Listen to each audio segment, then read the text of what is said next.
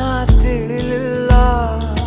ಹಳೆ ಮಾತು ಹೊಸ ರೀತಿ ಈಗ ಬೇಕಲ್ಲ, ಇದಕ್ಕಿಂತ ಇನ್ನೇನು ನಾ ಹೇಳೋಲ್ಲ. ಅನಿಸಿಕೆಯನ್ನು ಹೀಗೆ ಹಂಚಿಕೊಂಡೆನು, ಇನ್ನು ಕೇಳಬೇಕು ಅಂತ ಕಾದು ಕೂತೆನು. ಮನಸಾರೆ ಮನ ಬಿಚ್ಚಿ ಮಾತನಾಡುವ